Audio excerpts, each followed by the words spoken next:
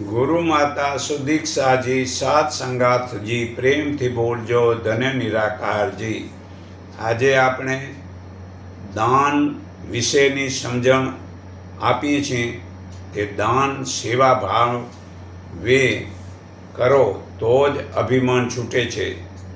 દાન પોતાની ફરજ સમજીને નિષ્ઠા ભાવે કરેલી સેવા કહેવાય છે.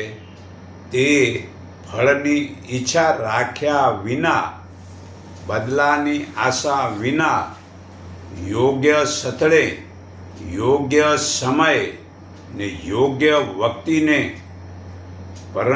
આપવું તેને સાત્વિક દાન કહેવામાં આવે છે. પરંતુ બદલો મળવા માટે લાભ, યશ અને અહંકાર ભાવથી કરેલું દાન કે કર્મ પણ બળીને ખાખ થઈ જાય છે. દાન સેવાના ભાવે સ્વીકારવું, પણ દાન તો કદાપી લેવું જ નહીં, કારણ કે દાનમાં અહંકારનો ભાવ હોય છે. દાનની સાથે દાન કરનારના પાપોને ભોગવવા પડે છે. હે મૂર્ખા, પરમાત્માનું છે અને પરમાત્માને જ આપવું છે. આવો ભાવનું દાનને સેવા કહેવાય છે. મોભો બતાવવા માટે કરેલું દાન એ જગતનું અને પરમાત્માનું અપમાન કર્યા બરાબર છે. કારણ કે તું સાથે તો કંઈ લાવ્યો નહોતો, અહીંથી મેળવ્યું છે ને અહીં જ આપ્યું છે. પછી તે આ મેં દાન કર્યું એ કહેવાનું વાત જ ક્યાં આવી? વળી ગીતા અધ્યાય 17 શ્લોક 20 દાન દેવું એ કર્તવ્ય છે એવી બુદ્ધિથી પ્રસન્નચિત્તે કોઈ પણ ફળની ઈચ્છા રાખ્યા વગર, બદલાની આશા વિના, યોગ્ય સ્થળ, યોગ્ય સમય, યોગ્ય વ્યક્તિને જ અપાય તેને સાત્વિક દાન કહેવાય છે. બાકી પરંતુ બદલો મળવાના માટે લાભ, યશ, કામનાની પૂર્તિ અથવા ફળની આશાથી કચવાતા મને જે દાન આપવામાં આવે તેને રાજસ દાન કહેવાય છે. ને જે દાન આદર સત્કાર વગર, તિરસ્કારપૂર્વક, ધમકાવીને અને અયોગ્ય દેશકાળમાં અને કુપાત્રને આપવામાં આવે છે તેને તામસ દાન કહેલું છે. તો સેવા સાચી જાણો. સેવા શું કરે છે? જ્યાં સુધી તું સાચો સેવક બને નહીં ત્યાં સુધી તને સેવાનું શું ભાન છે? સેવા એ જ કહેવાય છે કે જે પરમાત્મામાં લીન થઈ જાય.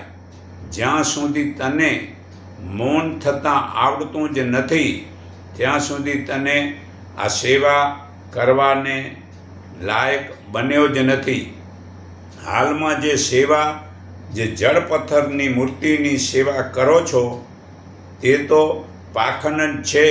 તેમાં પાખંડ કરવાથી તે પરમાત્મા કદાપી સેવામાં સ્વીકારતા જ નથી.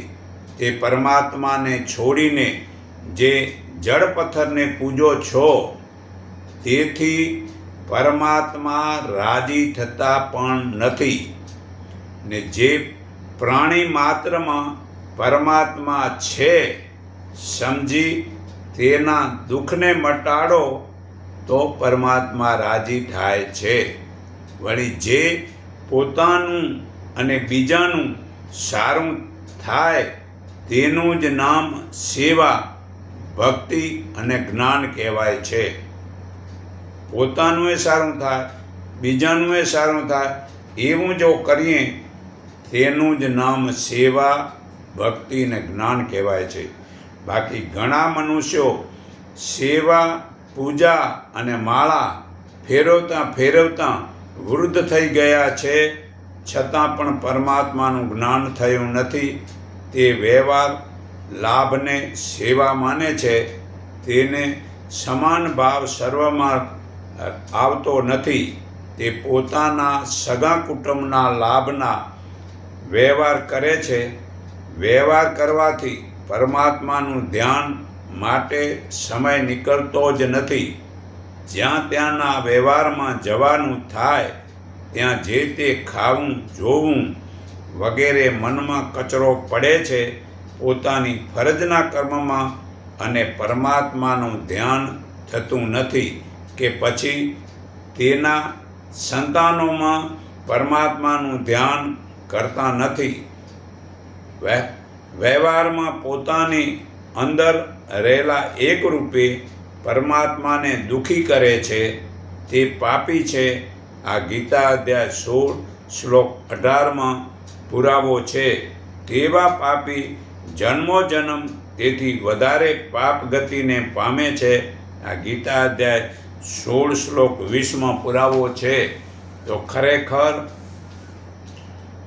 હાલમાં બધું જ ઓછા જ મા બાપ જોવા મળે છે. બહુ જ ઓછા મા બાપ જોવા મળે છે કે મારા છોકરા ચારિત્રવાન બને, રાષ્ટ્રવાન બને, ઈશ્વર ભક્ત બને, ધાર્મિક સદાચારી ભક્ત દાતારીને શૂરવીર બને. તેવું કોઈક જ માતા પિતા હશે કે વિચારતા હશે. અને તેવું હાલમાં માતા પિતા છોકરાને નાચવાનું ડેન્સ ડિસ્કો શીખવે છે અને સ્કૂલમાં ખાલી ભૌતિક જ ભણાવે છે ને રમતમાં ક્રિકેટ રમાડે છે અને જન્મદિવસ ઉજવે છે અને તહેવારમાં નાચવું શીખવે છે. તે સ્કૂલમાં જો સંસ્કૃતિ ભણે તો સંસ્કારી થશે તો બરાબર છે. જો ખાલી આ ભૌતિક ભણીને ધન કમાશે તેથી તે માતા પિતાની સેવા નહીં કરે. તે યાદ રાખજો, પાખંડવાળાના બનાવો તે દિવસે રોવાનો વારો આવશે. કારણ કે છોકરાને જે ખાવાનું હોટલોનું ને છોકરા રમતમાં ગાળું બોલે છે ત્યાં છોકરા બગડે છે. તે છોકરા માતા પિતાને વૃદ્ધાશ્રમમાં મોકલે છે. કારણ કે માતા પિતા જે સવારે વહેલા ઉઠો, ઘરનું બનાવો ભોજન અને બધી જ ભલામણ જે હાલમાં આપો છો તે પહેલાં આપવાની હતી.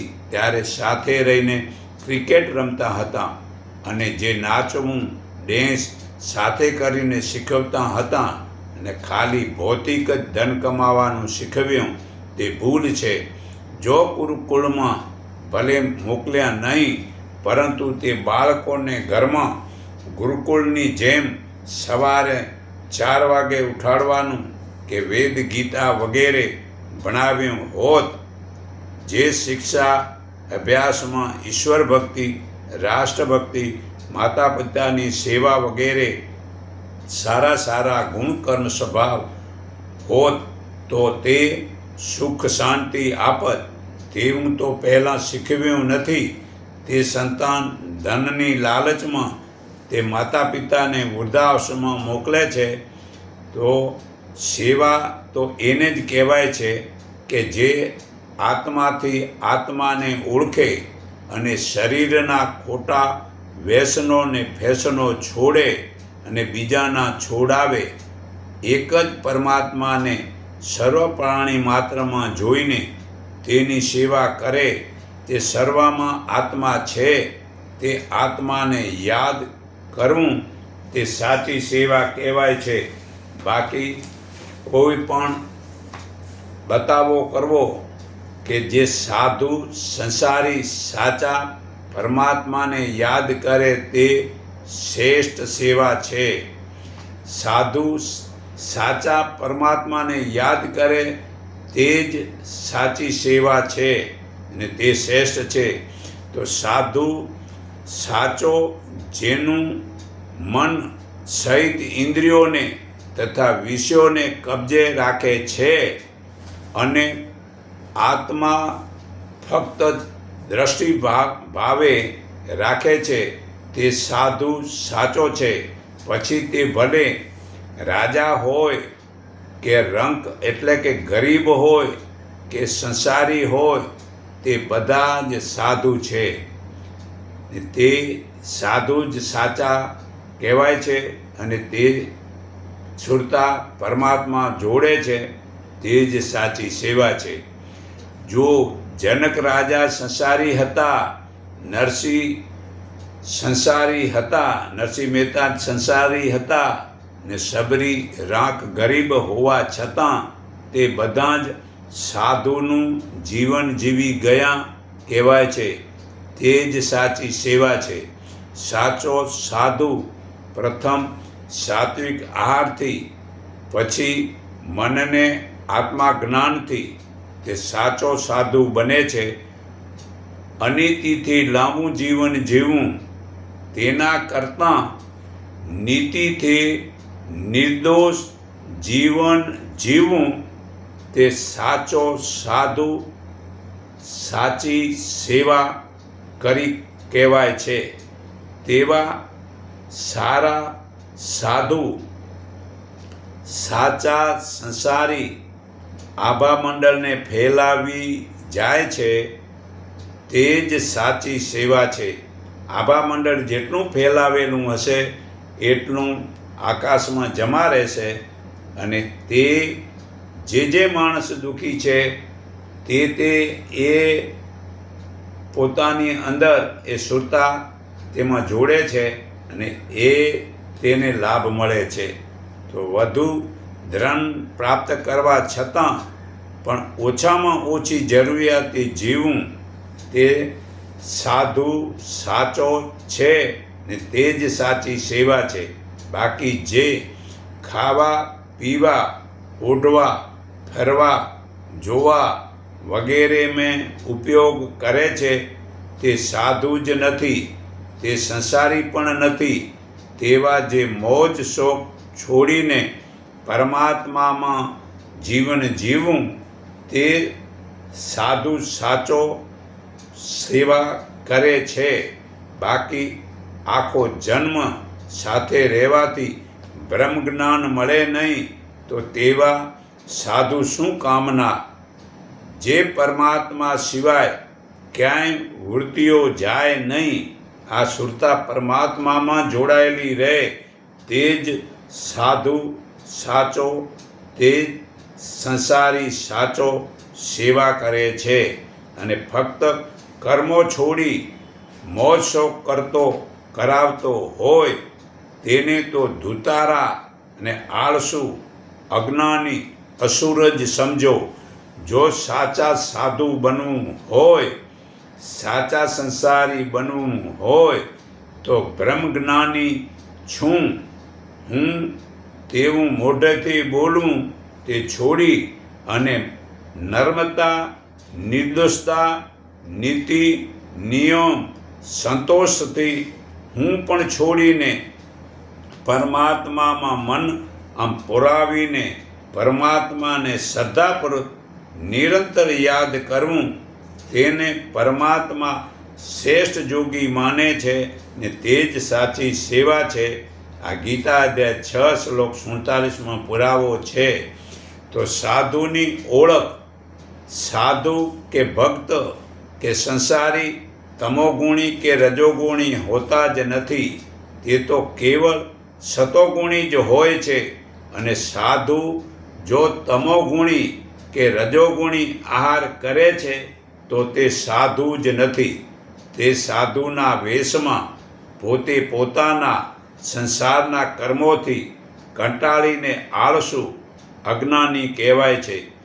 સાધુની દ્રષ્ટિ વડે બધે સમાન ભાવ રહે છે. સમાન ભાવ રહે તે જ સાચો સાધુ છે, તે જ સાચી સેવા છે. તો જ્યાં સુધી 7 વાસના છૂટે નહીં તો પરમાત્માનું જ્ઞાન થાય જ નહીં. તો પહેલી 7 વાસનાની આસક્તિ છૂટે તો જ્ઞાન થાય છે. પહેલી કે ભોજનની વાસના, સ્વાદવાળું ન લો, ભીણું કરીને ચોળી ખાઓ તો જે તમે ભોજન સમજ્યા. પછી બીજી સ્ત્રીની આસક્તિ, ત્રીજી ધનની આસક્તિ, ચોથી કપડાની આસક્તિ, પાંચમી ઘરની આસક્તિ, છઠ્ઠી લોકોની આસક્તિ અને સાતમી પુસ્તકની આસક્તિ. આ 7 આસક્તિથી જ મનુષ્યને અનેક જન્મના દુઃખો ભોગવવા પડે છે. તે સાતેનો ઉપયોગ વિવેકથી કરવો, સહેજ ભાવે કરવો, સાક્ષી ભાવે કરવો, પોતાની ફરજ મુજબ નિભાવ પૂરતો જ સાદાઈથી, તો જ રોગ શું ભવરોગ પણ મટે છે. તો પહેલું કે ભોજન ગીતા અધ્યાય 9 શ્લોક 26 મુજબ પાંદડાનો લીલો રસ લો, પછી તેમાં લીંબુ કે મધ નાખીને લો, પછી અનાજ કઠોળ ફણગાવીને લો. સાત્વિક ભોજન લેવાથી જ તે સ્વરૂપે ખાવાથી, કાચું ખાવાથી તે ગીતા અધ્યાય, તો જ મતલબ કે આપને જ્ઞાન થાય છે, સારું રહે છે કાચું ખાવાથી. પણ જે ગીતા અધ્યાય 17 શ્લોક 9-10 મુજબ ખાવું છોડી દો, તેથી રોગ થાય છે. ખરેખર ગીતા અધ્યાય 9 અને 10, જે 9માં કડવો ખાટો અતિ દહાકારનાર રાજસીમાને પ્રિય હોય છે અને રોગ તથા દુઃખ ઉત્પાદન કરવાવાળો હોય છે. અને ગીતા અધ્યાય 17 શ્લોક 10 મુજબ એક પર પડી રહેલો ઉતરેલો દુર્ગંધ કરતો અપવિત્ર ખોરાક તમોગુણીને પ્રિય હોય છે. અને તેવા તમોગુણી મનુષ્ય, તમોગુણીની વૃદ્ધિમાં મૃત્યુ થનાર મનુષ્ય પશુ પક્ષીને ઝાડ પાનમાં જન્મે છે. આ ગીતા અધ્યાય 14 શ્લોક 15માં પુરાવો છે. તો બીજું કે સ્ત્રી ભોગવી એ ઋતુદાનની ભાવથી ભક્ત દાતારીને શુરવીર સંતાન, તે જગતના વિકાસ માટે, બાકી નિત્યના કામથી જ્ઞાનને ઢાંકી દે છે. આ ગીતા અધ્યાય 3 શ્લોક 39માં પુરાવો છે. તો ત્રીજું, જે ધન જીવન નિભાવ જેટલું કમાવાથી પાપ લાગતું નથી, પણ વધુ ધનથી વ્યસન ફેશનથી ઘરના સંસ્કાર જાય છે, જે ટીવી ક્રિકેટ રમવામાં. તો ખરેખર ધન જીવન નિભાવ જેટલું જ કમાવવું જોઈએ. બીજું, ચોથું કે કપડાં સાદા સફેદ પહેરવાથી તંદુરસ્તી રહે છે. પરમાત્માએ કપાસ સફેદ બનાવ્યો છે, છતાં રંગીન પહેરવાથી રોગ થાય છે. મનમાં ચંચળતા વધે છે, છતાં રંગીનને પહેરો, પણ આબરૂ સચવાય તેવા પહેરો, પણ સાવ ટૂંકા ફેશન ન કરો. પાછું કલરના મતલબ છે, પણ કોઈ જાણતું જ નથી. જેની આંખના ખૂણા લાલ હોય, બાકીનો ભાગ સફેદ હોવો જોઈએ, તે મનુષ્ય એકદમ શાંત અને ઠંડો બની ગયો છે. એને માટે લાલ પીળા કેસરી પહેરે તો વાંધો નહીં. એ લાલ પીળા કેસરી વડે શરીર ગરમ થાય છે, કારણ કે એની આંખના ખૂણા સિવાય સફેદ ભાગ છે એ શરીરે ઠંડો છે, એને લાલ પીળા કેસરી પહેરવા. પણ જેની આંખના ખૂણા સિવાય સફેદ ભાગમાં પીળાશ છે, એને લાલ પીળા કેસરી ન પહેરાય. કારણ કે લાલ પીળા કેસરી કલરવાળા શરીરમાં ગરમી વધે છે, અને તારી આંખ પણ બતાવે છે શરીરમાં કે આ ધોળો ભાગ લાલ છે, તો શરીરમાં ગરમી છે, એસિડિટી છે, અને આ કપડાં ન પહેરાય. તો કપડાનો પ્રભાવ પડે છે. જે શરીરમાં ઠંડક કરવી છે, તો લીલા, બીલું, ઘડિયાળ ને આસમાન પહેરો, જેથી શરીરને ઠંડક આપે છે. જુઓ, જે મિલિટરીનો ડ્રેસ પહેરે એમાં એવું સુરાતન આવી જાય છે, એ કપડાનો પ્રતાપ છે. અને માણસ માથાભારી હોય અને જો જેલની વર્દી પહેરે તો એ ગાય જેવો બની જાય છે. આ પણ કપડાનો જ પ્રતાપ. અને જો રાવણ માતા સીતાને હરવા જાય છે, ત્યારે સાધુનો ડ્રેસ લે છે તો એનામાં વિચાર પરિવર્તન થાય છે કે હું આ જગતજનની માતાને હરવા જાઉં છું ને આ લંકા એ મારા ભાઈ કુબેરની હતી અને મેં બળજબરી તેની પાસે લઈ અને જંગલમાં રવાનો કરી દીધો. અને જેવા એક સાધુના કપડાં બદલાયા કે વળી પાછો વિચાર આવ્યો કે મારે સીતાને હરવા જેવું છે. તો કપડાનો પ્રભાવ પડે છે. માટે કપડાં ખરેખર અમુક ઉંમર થાય પછી સફેદ પહેરો, તેનાથી વિચાર સારા આવશે. પછી પાંચમું, ઘર સાદું સિમ્પલ, ઊંઘવા બેસવા જમવા માટેનું પ્રમાણસર રાખો. ત્યાં હાલમાં બધાને મોટું ઘર જોઈએ છે, તેથી ઘરમાં હિંસાનું પાપ વધે છે, વધુ જીવો મરે છે. ખરેખર આ નાના નાના જીવો જે તરંગો સાવ આમ પાતળા સૂક્ષ્મ જે દેખાય નહીં પણ આ ઝાડુ વડે એ મરે છે. તો જેટલું મોટું ઘર છે એટલું વધુ પાપ થાય છે. છઠ્ઠું, એકાંતમાં રહો, જગતના લોકોને શુદ્ધ વ્યવહાર કરો, જન સમુદાયને છોડી દો. સાતમું, પુસ્તક વેદ ગીતા વગેરે ધાર્મિક લખો, વાંચો અને બોલો વિડીયો વડે. અને માનવ ધર્મ પાળો અને અહિંસા, શરીર મન વાણીથી કોઈને દુઃખ ન દેવું, ક્ષમા ભાવ, મન અને વાણીની સરળતા અને ગુરુની સેવા એ શરીર અને અંતકરણની શુદ્ધિ, મન શુદ્ધિ, ચિત્તની સ્થિરતા, ઇન્દ્રિયોની વિષયોમાં વૈરાગ, અહંકાર છોડી દો. જન્મ મૃત્યુ વૃદ્ધાવસ્થામાં રોગ વ્યાધિ સર્વે દોષોના મૂળ કારણને સમજવું. અનન્ય યોગથી પરમાત્મામાં અસકલિત ભક્તિ અને આધ્યાત્મિક જ્ઞાનનું નિત્ય મનન કરવું. તત્વજ્ઞાનથી સર્વત્ર પરમાત્માને જોવા, આ બધું જ્ઞાન છે અને એનાથી જુદું તે અજ્ઞાન છે. તો આ જ્ઞાન જ્યાં સુધી ઉતારો તો જ તમે આ પુસ્તક વાંચો ને આવું જીવનમાં ઉતારો. બાકી ખાલી પુસ્તકમાં રહી નથી જવું. પછી પરમાત્માનો આનંદ અંતર્મુખ સાધનાથી જ થાય છે. સાધના અંતર્મુખથી પરમાત્માનો આનંદ મળે છે. અંતર્મુખ થવામાં મુખ્ય બે ઇન્દ્રિયોને પહેલાં જીતો. એક આ આંખને, બીજી જીભને. તેમાં વળી જીભ તો બેવડું નુકસાન કરે છે. વધુ સ્વાદવાળું ખાવાથી શરીરનો રોગ થાય છે અને વધુ બોલવાથી જૂઠું વડે માનસિક રોગ થાય છે.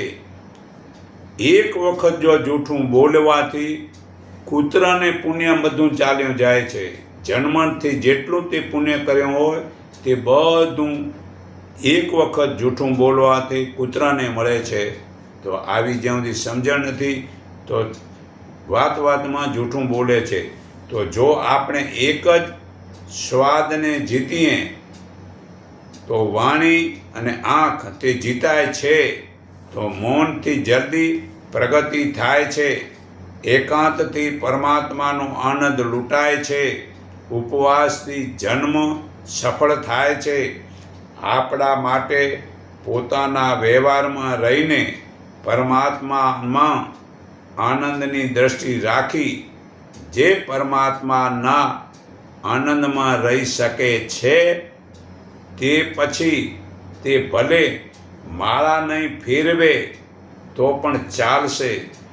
પરમાત્મામાં આપણી આમ સુરતા જોડાઈ ગઈ, તે ભલે પછી ટીલા ટપકા નહીં કરે તો ચાલશે.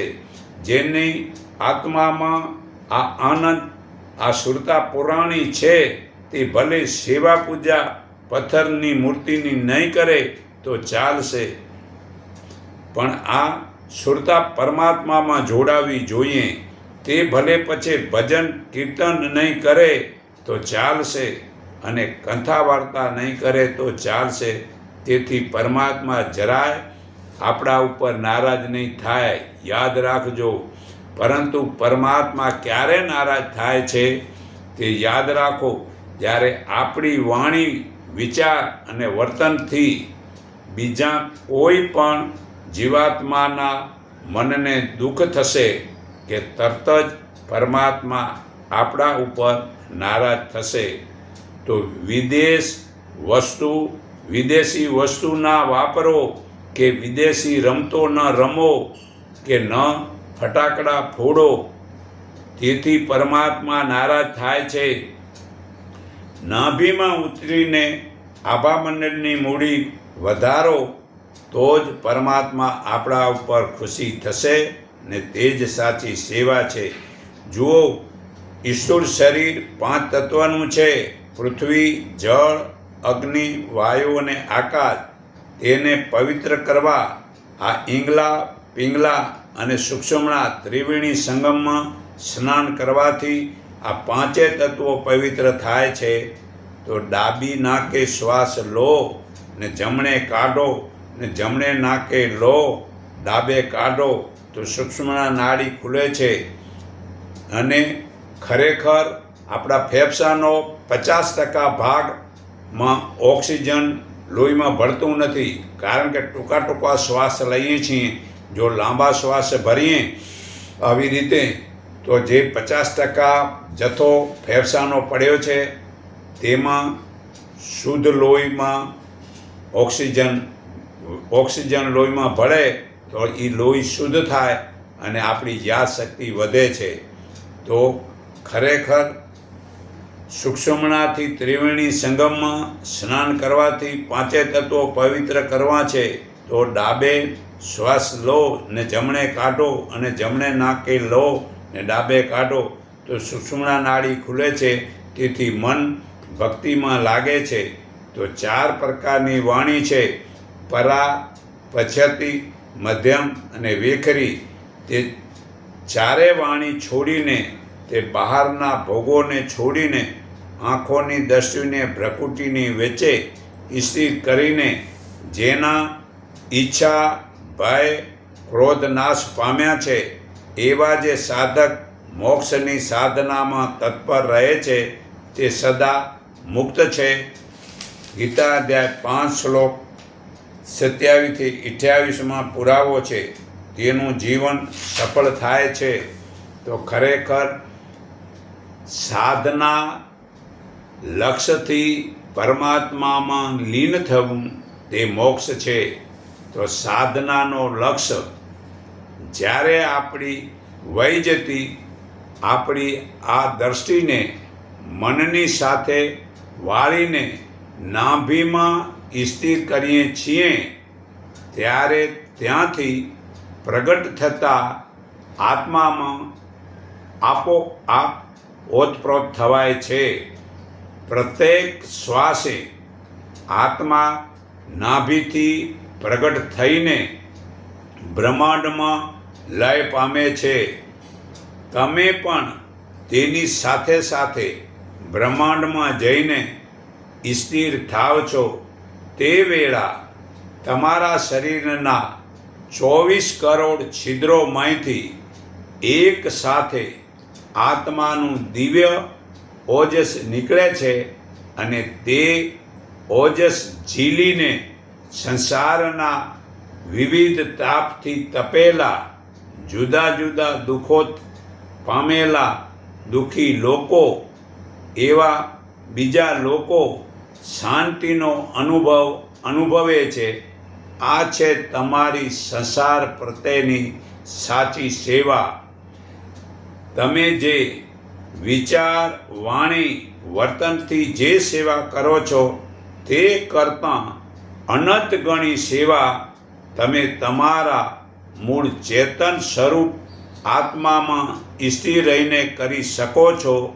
માટે સ્થિર થવાની ઉતાવળ કરો અને આવા ઓજસને ફેલાવો જે બહારના વિષયોમાં અજ્ઞાની લોકો અંતકરણમાં જે સુખ મેળવે છે તેથી વધારે અક્ષય સુખને બ્રહ્મયોગમાં જોડાયેલા ચિત્તવાળો પણ અનુભવે છે. આ ગીતા અધ્યાય 5 શ્લોક 21 પુરાવો છે.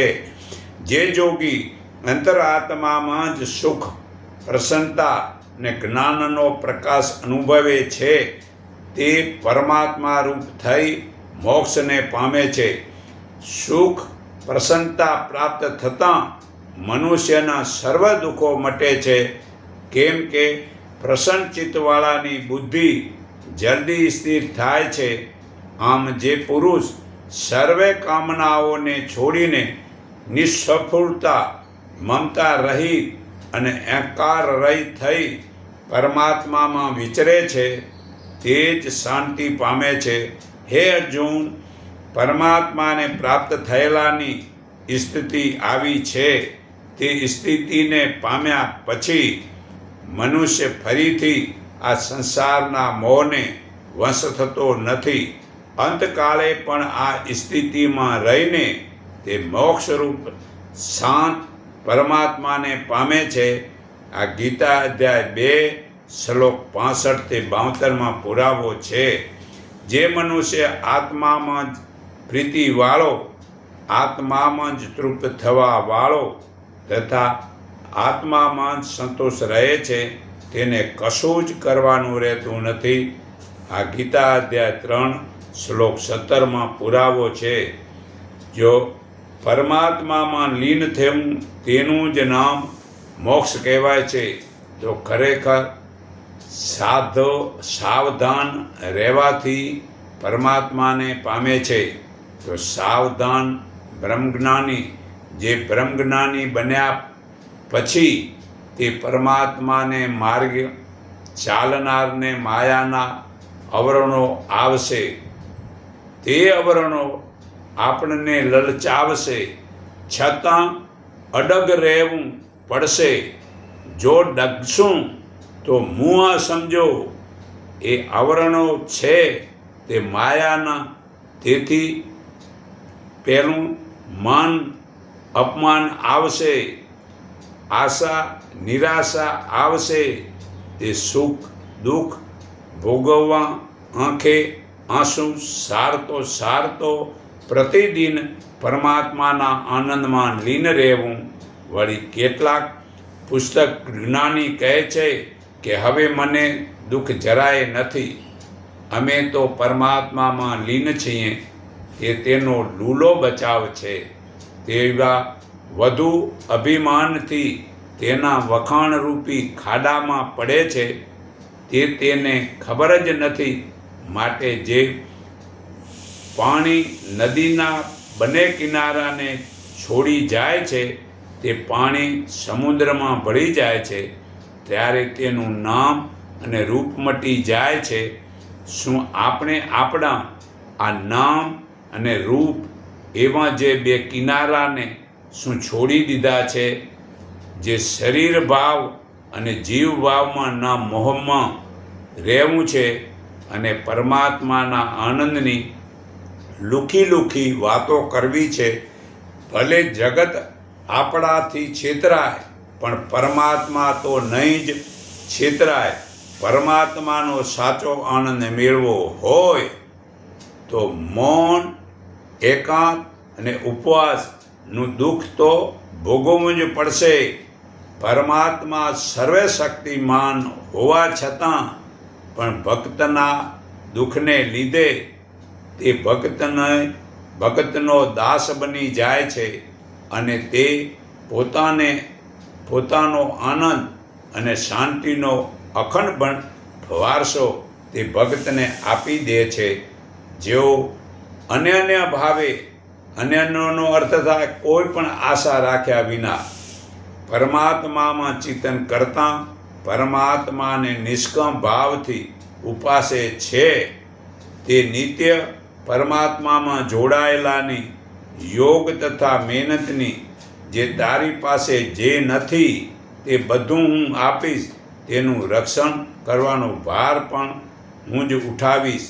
આ ગીતા અધ્યાય 9 શ્લોક 22 પુરાવો છે. તો હે અર્જુન, તું સર્વ ધર્મોને છોડી તું મારા એકના શરણે આવ, હું તને સર્વ પાપોથી છોડાવીશ. તું શોક ન કર. આ ગીતા અધ્યાય 18 શ્લોક 66 પુરાવો છે.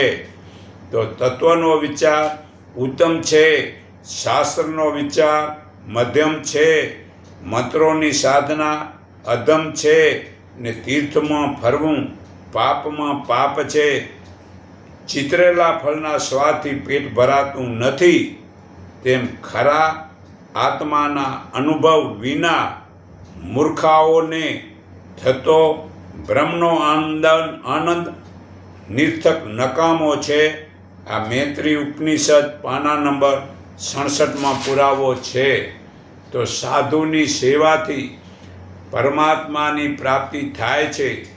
સાધુની સેવા કરવામાં પોતાના ફરજના કર્મને છોડવા નથી, વળી જે સેવા કરવાથી સાધુ બગડે પણ નહીં તેવું વર્તન રાખવું, વળી જે પોતાની ફરજ છોડીને ઘરના મનુષ્યને દુઃખી કરીને કે ઘર છોડીને જવું નહીં, તેમજ વળી સેવામાં સ્વાર્થ રાખીને સેવા કરવી નહીં, એવી સેવાનું ફળ મળતું જ નથી. બાકી સાચી સેવા જીવનમાં ઉતારવાથી લાભ થાય છે. તો સાચા બ્રહ્મજ્ઞાની મનુષ્યના દર્શન માટે તો 100 કામ મૂકીને જવું, 1000 કામ મૂકીને સાચાનો સંગ કરવો, 1,00,000 કામ મૂકીને સાધુની સેવા કરવી, કરોડ કામ મૂકીને જીવતા બ્રહ્મજ્ઞાનીનો સત્સંગ સાંભળવો, અને અબજો કામ મૂકીને બ્રહ્મજ્ઞાન શાન જાણી તે પરમાત્માના જગતમાં પ્રચાર કરવો. તે પરમાત્માનો જગતમાં પ્રચાર કરનારો તે મનુષ્ય પરમાત્માને પ્રિય લાગે છે. આ ગીતા અધ્યાય 18 શ્લોક 68 69 પુરાવો છે. અને અંધશ્રદ્ધામાં પાખંડિયા સાધુના સત્સંગ સાંભળવો નહીં, કારણ કે તે તો દેવી દેવતાનું જ્ઞાન આપે છે. તે દેવી દેવતાને ભગવાન સમજીને મનાવે છે. જો જેમ બરણીમાંથી સાકર ખાવી હોય તો બરણીમાં જ હાથ નાખવાથી સાકર મળે છે, તેને બહાર હાથ ફેરવવાથી સાકર મળતી નથી. તેમ આત્મા જ્ઞાન મેળવવા માટે શરીરની અંદર અંતર્મુખ થવાથી મળે છે, પરંતુ બહાર હજ તીર્થ યાત્રાના ખોટા ફાંફા મારવાથી આત્મા જ્ઞાન મળતું જ નથી. જે સર્વે બ્રહ્માંડમાં છે તે તમામ વસ્તુ આપણા શરીરમાં પણ છે. હે અર્જુન, તે પરમાત્મા ભૂતોની બહાર અને અંદર પણ છે, તેમજ થાવર અને જંગમમાં પણ છે. તે સૂક્ષ્મ હોવાથી ભૌતિક આંખે વડે દેખાય તેમ નથી, અતિ દૂર રહેલ છે અને સાવ પાસેમાં પાસે પણ છે. આ ગીતા અધ્યાય 13 શ્લોક 16 પુરાવો છે. તો મનુષ્ય જ્યારે જુદા જુદા પ્રાણી પદાર્થને એક પરમાત્મામાં રહેલા જુએ છે અને તે પરમાત્માથી સર્વેનો વિસ્તાર થયેલો જાણે છે, ત્યારે તે પરમાત્મા રૂપ થાય છે. આ ગીતા અધ્યાય 13 શ્લોક 31 પુરાવો છે. તો હે અર્જુન, જે પ્રમાણે એક જ સૂર્ય આ સર્વ જગતને પ્રકાશ આપે છે, તેમજ એક જ આત્મા આ સર્વે શરીરને પ્રકાશમાન બનાવે છે. એ જ્ઞાન પ્રમાણે વર્તન કરે છે તે પરમાત્માને પામે છે. આ ગીતા અધ્યાય 13 શ્લોક 35 પુરાવો છે. તો સાધનામાં સાવધાની રાખી ને આત્માની ભૂલી ન જાઓ. સાધનામાં સાવધાની. આપણી સાધનાથી રીધિ સિદ્ધિ મળી હોય અને ભલે આપણે પરમાત્માની શાંતિ અનુભવતા હોઈએ છતાં શરીરમાં આપણે આત્મા છે ત્યાં સુધી શરીરમાં અભિમાન છે અને લોકેશના જે વાહવાનું થોડુંક તો ક્યારેક અભિમાન આવે છે. આપણે જરાક જો ગાફેલ બનશું તો તે આપણા ઉપર ચડી બેસશે અને તેથી આપણી ઈમાનદારીની શાંતિ અને આનંદ છૂટી જાય છે. સાથે આપણી રીધિ સિદ્ધિ નાસી જાય છે ને આપણને દુઃખમાં નાખે છે. પછી કેમે કર્યા ઊંચા આવી શકાતું નથી. આપણે કહેશું કે આપણે ગાફેલ રહેશું જ નહીં. હું કહું છું કે આપણે તો ગાફેલ થવું નથી, છતાં બીજા મનુષ્ય આપણને ગુરુ માનશે કે ભગવાન બનાવી દેશે અને તેઓ આપણા ભક્ત બની જશે અને અંતે આપણે ગુરુ બનીને કે ભગવાન પણાનું અભિમાનમાં આવી જશું. જે સાધકમાં મોટાઈનું અભિમાનપણું વધે છે ત્યારે તેઓ આધ્યાત્મિક એટલે કે પરમાત્માના માર્ગથી ભૂલો પડે છે. પછી તેને લોકેશના વાહવાની ભૂખ વધે છે. તેથી વધુમાં વધુ જ પોતાનું ઓજસ અને આભાબાનું સમર્થ શક્તિ વેડફાઈ જાય છે. ત્યારે બે હાલ બની જાય છે કે તે કૂતરો નહીં ઘરનો કે નહીં ધોબીના ઘાટનો. માટે સાચું હિત જોઈતું હોય તો મૌન એકાંતમાં પરમાત્માનો આનંદ લૂંટી તે મૂડી ભેગી કરી લો. તે પરમાત્માની શાંતિમાં સ્થિર રહેવું, પણ એવા સેવકોથી દૂર રહેવું અને ભગવાન કે ગુરુને બદલે સદાય દાસ કે ભક્ત બનીને રહેવું. કારણ કે ભક્ત એને જ જગતનું કાયમ વેર રહે છે. તે વેર પણ મનુષ્ય માત્રમાં હું અને મારું આ બે શબ્દોનું અભિમાન મનુષ્યને છોડતા જ નથી. પણ હું એટલે કોણ ને મારું શું ને તે અજ્ઞાની ઓળખતો જ નથી અને તે બ્રહ્મજ્ઞાની થઈ જાય છે કે આ બધું જ જે દેખાય છે તે પરમાત્મા છે. તે મારું જ મૂળ સ્વરૂપ છે. હું તેથી જુદો જ નથી. હું બ્રહ્મનો જ આત્મા અંશ છું. આથી અભિમાન કે ઈચ્છાઓ રહેતી નથી. પછી ફક્ત એક જ ઈચ્છા રહે છે કે હું મારા મૂળ સ્વરૂપમાં સ્થિર રહીને ઓજસ બનાવું. તેવી ઈચ્છા વડે ઈશ્વર જરૂર કામ કરે છે. તે મોટી સેવા છે. તો ખરેખર આ જ્ઞાન જીવનમાં ઉતારીએ તે જ સાચી સેવા છે. તો હું સર્વના હૃદયમાં રહેલા પરમપિતા પરમાત્માના આત્માને હું મારા હૃદય ભાવથી નમન કરું છું. એકને ઓળખો, એકને માનો, એક સંગઠીન બનો. એટલું કહી હું મારી વાણી વિરામું છું.